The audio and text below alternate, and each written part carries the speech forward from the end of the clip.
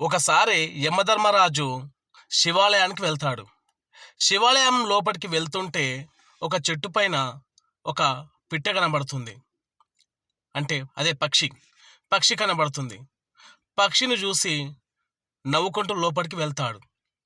పక్షి అనుకుంటుంది, యమధర్మరాజు గారేంది నన్ను చూసి నవ్వుకుంటూ లోపలికి వెళ్తున్నాడు, ఎందుకబ్బా అని చెప్పి మనసులో ఒక సంకోచం ఏర్పడుతుంది. యమధర్మరాజు లోపలికి వెళ్ళిన కొద్దిసేపటికి గరుత్మంతుడు వస్తాడు.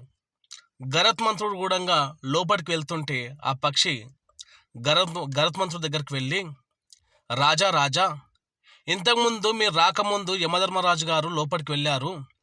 వెళ్తూ నన్ను చూసి నవ్వుకుంటూ వెళ్ళారు. ఎందుకో నాకు చాలా భయం అవుతుంది. ఒకవేళ నా ప్రాణానికి కూడా ఏమైనా హాని కలిగిందేమో, దయచేసి మీరు నన్ను కాపాడాలి. ఏదో రకంగా నాకెందుకో భయం అవుతుందని చెప్పి అనడంతో గరుత్మంతుడు కొద్దిసేపు ఆలోచించి, నీ ప్రాణానికి ఎటువంటి భయం లేదు, నీ ప్రాణానికి నేను హామీ ఇస్తున్నా. యమధర్మరాజు నేను చూసి నవ్వుకుంటూ లోపలికి వెళ్ళాడంటే ఏదో జరగడానికి జరుగుతున్నది. అయితే నేనేం చేస్తానంటే నిన్ను సప్త సముద్రాల ఆవల నిన్ను వదిలేస్తాను. అప్పుడు నేను ఎలా చంపుతాడో అది చూద్దాం అని చెప్పి అని, నీ ప్రాణాలను ఎలా హరిస్తాడో చూద్దామని పక్షిని తీసుకొని 7 సముద్రాల లోపట అతల ఓ చెట్టు త్వరలో దాచి వస్తాడు. ఇక్కడనే ఉంటూ నీకు ఎటువంటి భయం లేదని చెప్పి అక్కడ వదిలేసి మళ్ళీ వచ్చేస్తాడు. అంతే వేగంగా, ఎంత వేగంగా వెళ్తాడు అంత వేగంగా వచ్చేస్తాడు. వచ్చేస్తూ యమధర్మరాజు ఎదురుపడతారు గరుత్మంతుడికి. యమధర్మరాజా, ఇంతకుముందు ఒక చెట్టు పైన ఉన్న పక్షిని చూసి మీరు నవ్వారంట, ఏమై ఉంటుంది కారణం అని చెప్పి అడిగితే అప్పుడు ఆ యమధర్మరాజు అంటూ ఉంటాడు, పక్షి నా కళ్ళ ముందే ఇక్కడ దేవాలయం పక్కకున్నది, కానీ కొన్ని గడియల్లో ఎక్కడనో తన చావు రాసి ఉందని చెప్పి నాకు అర్థమైంది. ఇక్కడున్న పక్షి కొన్ని గడియల్లో 7 సముద్రాల అతల ఎలా ఉంటుందబ్బా అని చెప్పి తలుచుకొని నవ్వొచ్చింది అని చెప్పి అంటాడు. ఇక్కడ మీకు ఏమైనా అర్థమైందా? ఆ పక్షి చావు ఎక్కడైతే గరుత్మంతుడు ఎక్కడైతే వదిలేసి వచ్చాడో, ఏదైతే చెట్టు త్వరలో వదిలేసి వచ్చాడో అక్కడ ఒక పాముకు ఆహారం అయిపోయింది. చూశారా?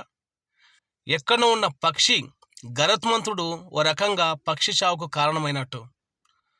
ఎక్కడనో 7 సముద్రాల ఆవల కొన్ని గడియల్లో తన ప్రాణం పోయేది అక్కడ రాసున్నది. దాని చావుకు గరుత్మంతుడు కూడా సాయం చేసినట్టే విధిరాతకు. అది గుర్తుకు వచ్చి యమధర్మరాజు నవ్వుకుంటాడు. అప్పుడు అనుకుంటాడు గరుత్మంతుడు, విధిరాతని ఎవరూ తప్పించలేరు. మనం అనుకుంటాం అలా వెళ్ళి పోకుంటే బాగుండే, ఈ ఆలోచన చేయకుండా ఉంటే బాగుండే, అట్లా పోయి లేకుండే ఇట్లా వెళ్ళి అని చెప్పి మనం అనుకుంటూ ఉంటాం. కానీ అదంతా ఒట్టి భ్రమనే. ఈ జరుగుతున్నది ప్రతిదీ కూడా మన విధిలో భాగమే. దానికి మనం ఏదేదో ఊహించుకుంటాం. అరే అట్లే లేకుండే, ఈ పని చేసేది లేకుండే, నేను ఆ పని చేసేది లేకుండే, నేను ఆ పలానా వ్యక్తిని కలిసి ఉండేది లేకుండే అని చెప్పి ఏదేదో అనుకుంటాం. కానీ అదంతా ఉత్తి మాటనే. అందుకొరకే ఈ చీమకైనా, మానవుడికైనా, పక్షికైనా, కుక్కకైనా, నక్కకైనా, ఎవరికైనా సరే ఒక డెస్టినీ అన్నది ఒకటి ఉంటుంది. దాన్ని మనము ఎవరు తప్పించుకోలేము, తప్పించుకోరు కూడా.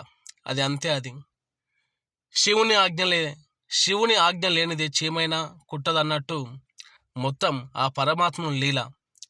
మిత్రులారా, అందుకొరకే ప్రతి ఒక్కరితోనూ మనము నవ్వుతూ పలకరించుకుంటూ ముందుకు సాగాలి. మన జీవితంలో ఏం జరిగినా అది మంచి ఉండని చెడు ఉండని అంతా మనం స్వీకరించాలి. ఇలాంటి మంచి విషయాలు మరెన్నో మాట్లాడుకుందాం. దయచేసి మన ఛానల్ని సబ్స్క్రైబ్ చేసుకోండి, షేర్ చేయండి, లైక్ చేయండి. Thank you.